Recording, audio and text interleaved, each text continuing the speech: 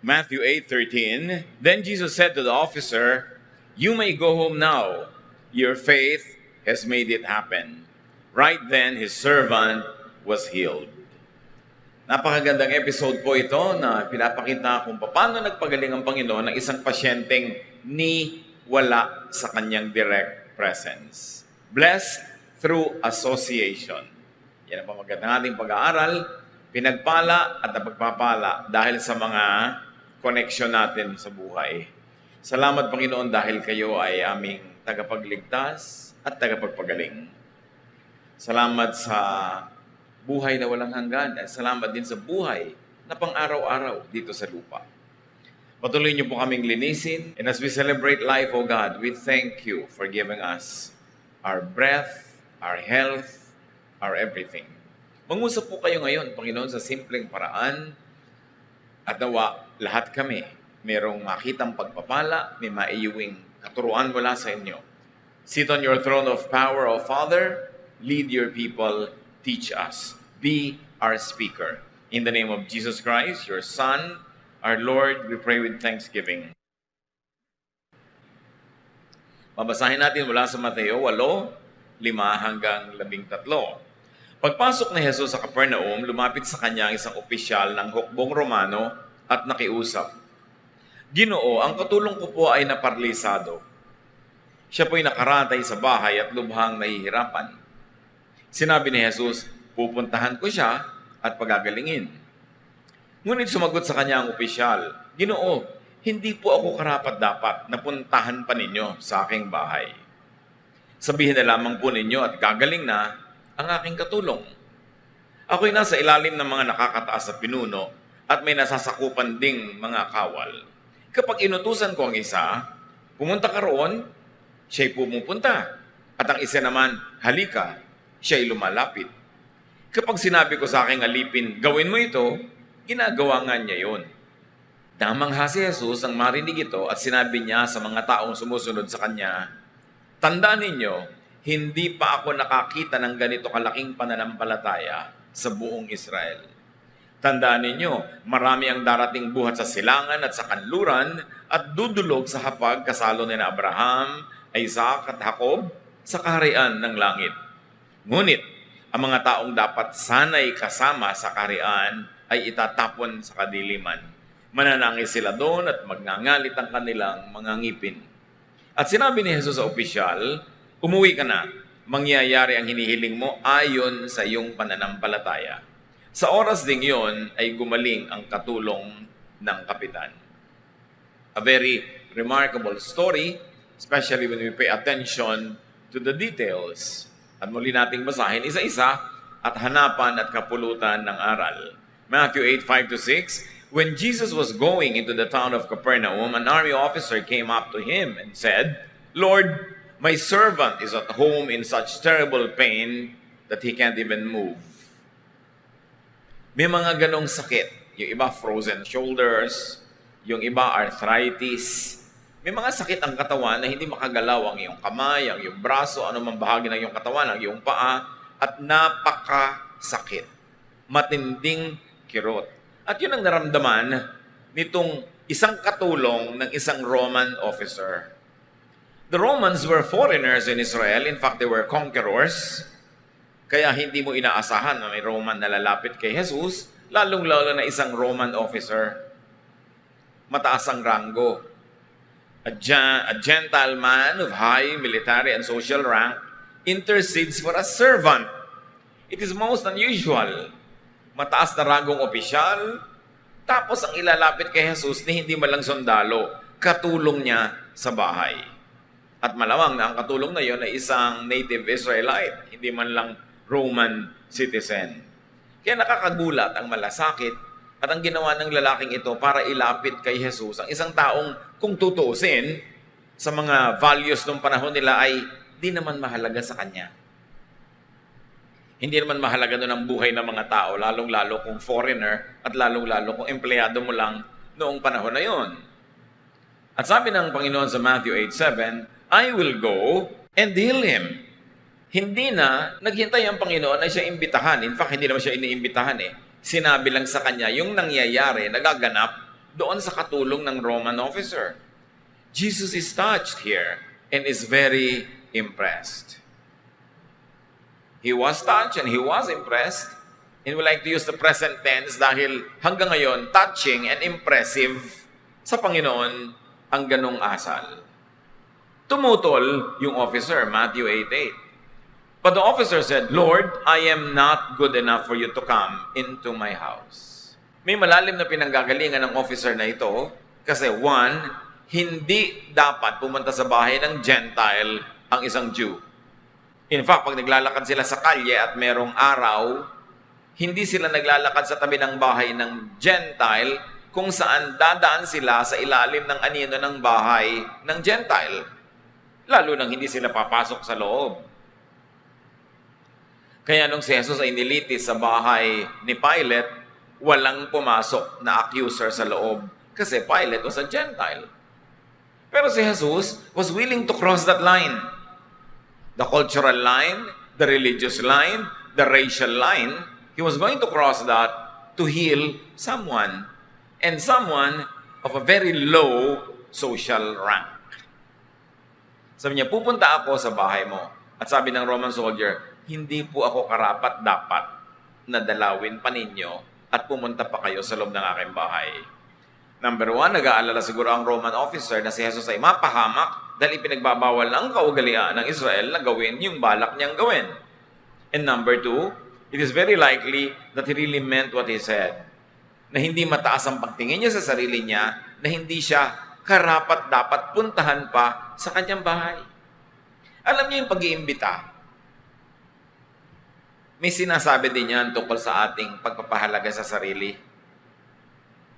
Pag may iniimbita ka na isang napakahalagang tao, napakaabala, busy na tao, para pumunta sa iyong event, actually, may mga sinasabi ka doon. One, mahalaga siya sa'yo, kaya mo siya iniimbita. Pero two, mahalaga ka rin sa tingin mo, worthy enough para puntahan ng isang tao, bitawan niya ang kanyang ginagawa, at mag-abala siyang pumunta sa iyong event.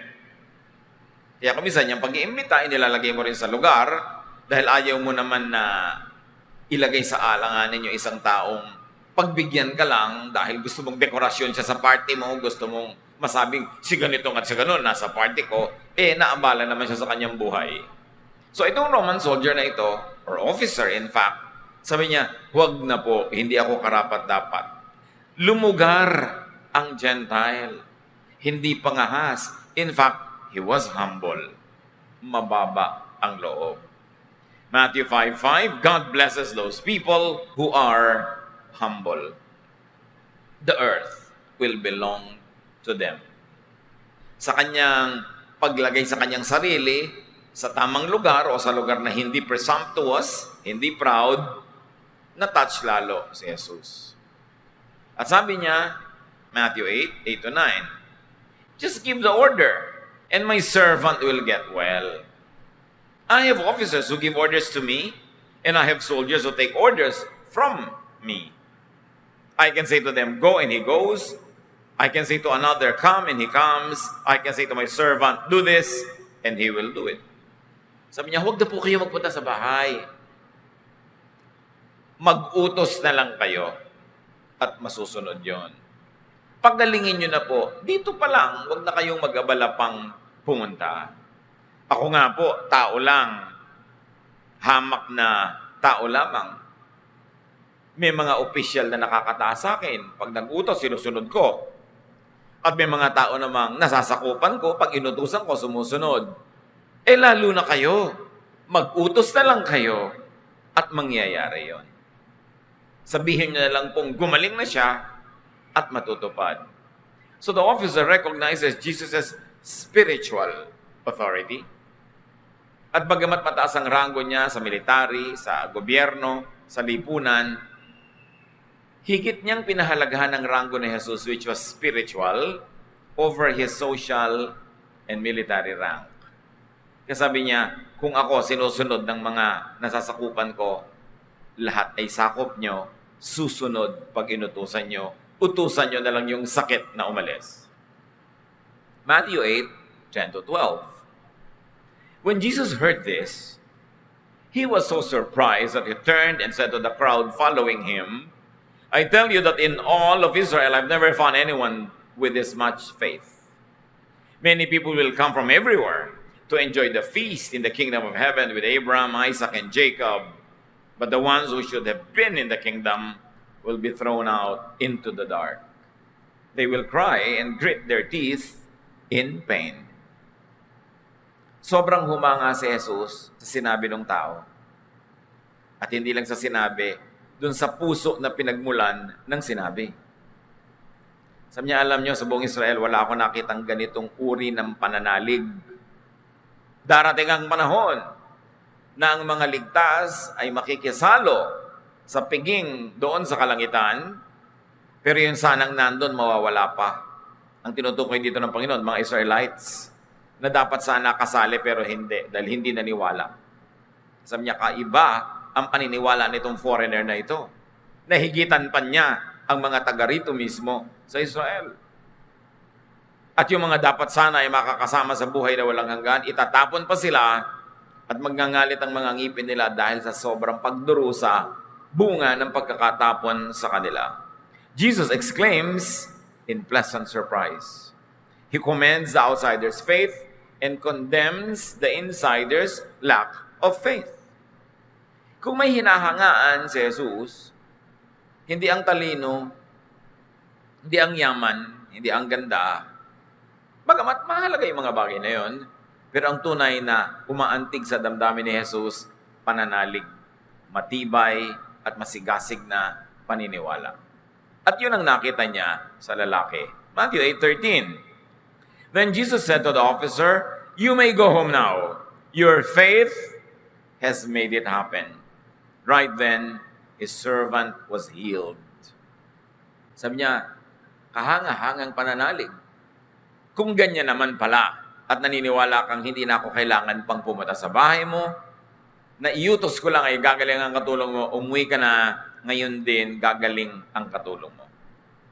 At gumaling nga yung katulong na yon, nun ding sandaling yon. The officer got what he wanted because of his faith. Because of his work inspired by faith. Sabi niya, dahil sa pananalig mo, magaganap yan. Hindi sinolo ni Jesus yung credit. Hindi niya sinabing, dahil kaya ko. Pero sabi niya, dahil nananalig ka. In other words, kaya naman talaga ng Diyos. Walang hindi kaya ang Diyos. Pero ano ang pumipigil na maganap ang dapat maganap? Kakulangan ng pananalig. At ano ang nagpapaganap sa pwedeng-pwedeng maganap? Pananalig. It is the faith of the people involved. But what is very interesting here is what kind of faith and who had that faith. Hindi yung pasyente ang may pananalig. Hindi yung pasyente ang lumapit.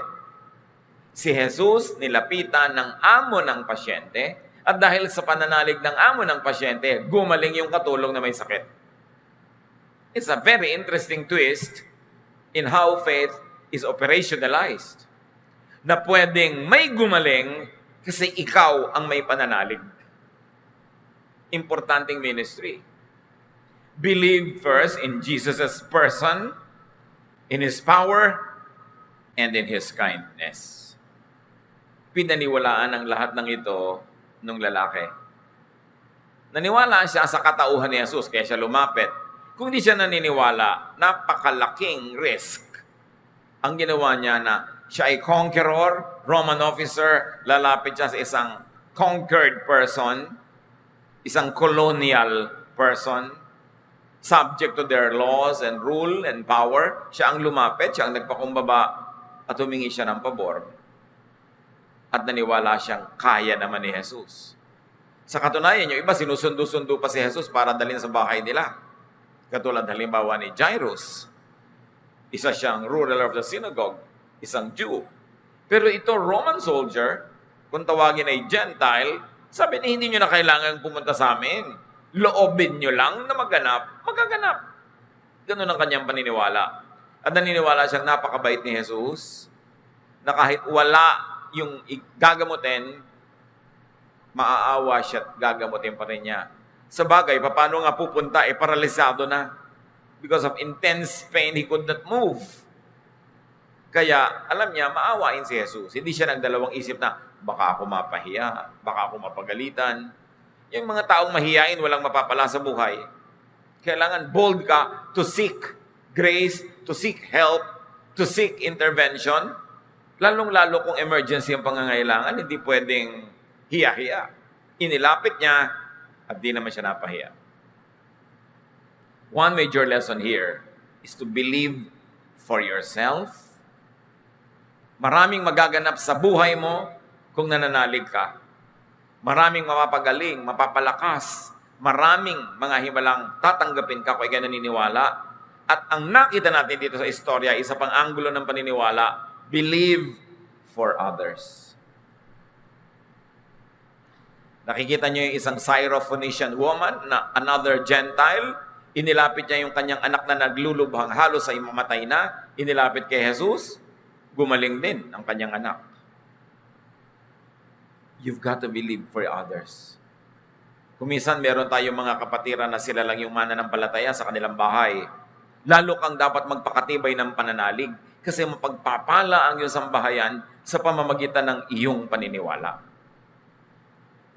Huwag kang magdadalawang loob na ilapit ang mga mahal mo sa buhay. Kahit nga si Paul, sinabi niya sa Corinthians, kay mananampalataya, ang asawa mo hindi mananampalataya, mapagpapala din siya ng Diyos dahil sa iyo. So ang pananampalataya natin, may epekto sa iba. Your faith could benefit others. Hindi yan para sa sarili lang. Ang siyudad ng Sodom, noong huhusgahan ng Diyos, dapat naligtas kung mayroong 10 lamang na matuwid doon sa siyudad na yon. Merong ministry ang mga makadiyos at mga makatuwid at mga matuwid. Nadadamay sa pagpapala ng Diyos sa kanila yung mga hindi mananampalataya.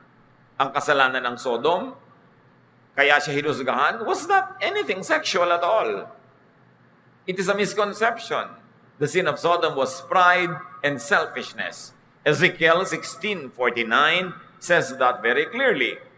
Now, this was the sin of your sister Sodom. She and her daughters were arrogant, overfed, and unconcerned. They did not help the poor and the needy. Yan ang kasalanan ng Sodom. Makasalanan, makasarili. In fact, the men of Sodom wanted to rape the guests in their city, and it was not the sexual act itself that was the point, but the point was their cruelty to foreigners, their unkindness to helpless guests who took shelter in their city. Ayaw na ayaw ng Diyos na nagsasamantala ka sa mga mahina. Na pwede mong tulungan, di mo tinutulungan, pinagkakaitan mo at pinagsasamantalahan mo pa. At yan ang kasalanan ng Sodom. Nakabaligtaran ng magandang ginawa ng Roman officer. Concerned siya, hindi siya mayabang, hindi siya overfed, hindi siya unconcerned, matulungin siya sa mga mahihirap at mga nangangailangan. Kaya ang Panginoong Jesus humanga sa taong yun. Ang konti ng hinangaan ni Jesus wala nga siyang hinangaan ng mga religious workers and leaders. Madalas pa ang hinahangaan niya, foreigner na naniniwala, at madalas niyang napapagalitan yung mga Israelites na Israelite na nga sinayang pa, hindi pa naniwala. Hindi ko mo Israelite ay ligtas, hindi ko mo Israelite ay blessed. At nabasa natin dito, sabi ni Jesus, doon sa piging sa kalangitan, yung mga dapat sanay nandun, hindi makakarating. Itatapon sila sa dilim at magngangalit ang mga ngipin nila sa pagturusa doon. Hindi pwedeng claim to fame and claim to salvation and claim to eternal life ang nationality or race. Personal faith ang mahalaga. At ang personal faith na yun, pag nasa puso ng sino man, Roman soldier man siya, foreigner man siya, Gentile man siya, hindi yun against the person. It is the faith. And the faith of this foreigner made the miracle happen. The miracle is always doable as far as God is concerned. What stops it from happening is the lack of faith of people who should either receive it or who should intercede for others who needed it. Kaya napakahalaga ng prinsipyo ng kwento. believe, pray, and be righteous for others. Be righteous for yourself, yes, but also be righteous for your spouse. Pagka ang iyong asawa hindi mananampalataya, doblehin mo ang kabanalan mo para hati kayo sa benefit. Ganon din, you should be righteous for your child. May mga anak ang pasaway, may mga anak ang ayaw mag-aral ng salita ng Diyos, gumagawa ng mga mali. Lalo kang magpakatama sa buhay para yung kabanalan mo, hati kayo ng anak mo. Be righteous for your parent in case that is your parent who is not a believer or who needs the benefit of intercession by someone who believes. Be righteous for your brother or sister, for your friend, for others. Napakahalaga nun. At may lesson dito, yung katulong na ito na naparalisado dahil sa hirap ng kanyang paggalaw, paano kung ang amo niya hindi mananampalataya? Nanigasgas siya.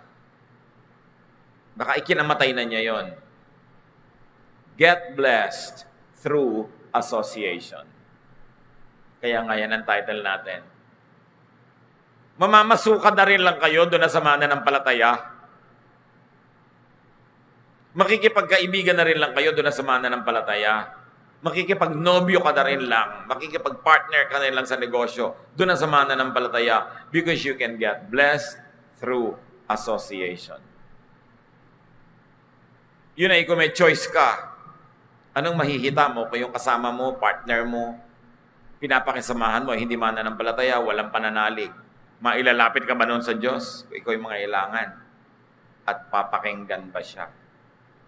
Kaya ang sinabi, your faith has healed your servant. Your faith has made it happen. Napakalaking blessing, mga kapatid, kung meron kayong associates na mananampalataya. Kung ang inyong employer o employee, kung ang inyong kaibigan, ang inyong kasintahan ay mananampalataya. At kung hindi sila mananampalataya, pag-ibayuhin ninyo ang inyong kabanalan para for your sake, mabless sila. In that case, you are not the recipient of the blessing, but you are the dispenser or the channel of blessing.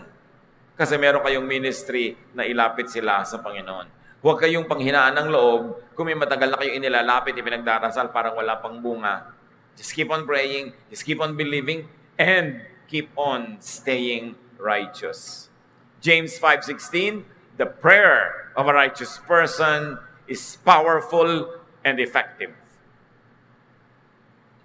Kaya mission natin, mga kapatid, na magpakabanal, maging makadiyos, maging matuwid, para pag nanalangin ka para sa asawa mo, anak mo, kapatid mo, partner mo sa buhay, madinig ka ng langit.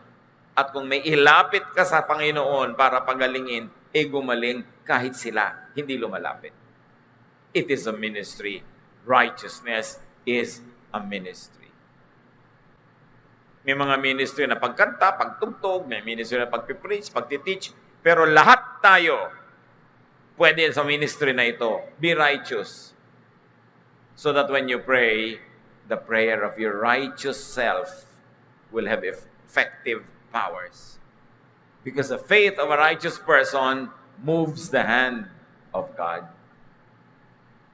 Magandang ministry yan. Pag natutukso ka na magkasala, bumigay, teka, pag na-disqualify ako mag-pray, pag na-disqualify ako na lumapit sa Panginoon, kawawa naman yung mga pwede kong ilapit. Kasi sino maglalapit sa kanila sa Panginoon? Kaya mas napapaligiran ka ng mga taong hindi godly, dapat ka lalo magpaka-godly para sa kanila. Para meron silang pagpapalang makamit pag inilapit mo sila sa Diyos. So be a servant to a person of faith. Hindi naman mahirap makita yung lesson Be a friend. Be a companion to a person of faith and ministry. Pag ikay nakikipagmabutihan, nakikipagtulungan, tumutulong, sumusuporta sa isang taong may pananalig at naglilingkod sa Diyos, napakalaki mong kapakinabangan yon. Get blessed through association. Kaya ang sabi ng Panginoon mismo sa Mark 9:41, "And anyone who gives you a cup of water in my name, just because you belong to me, will surely be rewarded." Kausap ng Panginoon ng kanyang mga disipulo, maski isang basong tubig lang ang iabot sa inyo, at iniaabot dahil kayo'y mga lingkod ko, siguradong sila ay may gantimpala. Siguradong sila ay pagpapalain. Huwag mag-atubili na gumawa ng mabuti, mag-abot ng isang basong tubig o ano man ang kahulugan nun sa ating buhay, ano man ang kaya nating iabot. Huwag mag-atubili dahil sabi ni Jesus, hinding-hindi mababaliwala ang mga kabutihang ginagawa ninuman sa aking mga lingkod. Gagawa na rin kayo ng mabuti, lalo't very limited ang inyong resources. Abay, mabuti nang gumagawa kayo ng mabuti doon sa mga lingkod ng Diyos. Although, mabuti rin magbigay kahit kanino. Huwag niyong matulungin. Pero ang pangako ni Jesus, hindi babaliwalain ang anumang pagbibigay ng tulong sa kanya mga lingkod. So, be blessed through godly association. Be blessed through godly giving. Be blessed through godly connections. And on the reverse, avoid curses through ungodly association. Kung pwede ka mapagpala dahil konektado ka sa makadiyos, pwede ka namang makatanggap ng sumpa dahil konektado ka sa hindi makadiyos. Dapat pinipili. 1 Corinthians 15:33, "Do not be misled. Bad company corrupts good character." Huwag kayong magpadaya. Pag pangit ang mga kasama mo ang ugali, pag masasama ang kasama mo, madadamay ka. Marurumihan ka rin. Kaya dapat pinipili. Do not serve in an ungodly enterprise. Ang lakas na ipinapahiram sa atin ng Diyos, huwag niyong isusuko, ipapahiram, ipapagamit sa kasamaan. And very importantly, be a blessing to your associates. Kung kayo'y may mga empleyado, mga tauhan, mga kasamahan, be a blessing.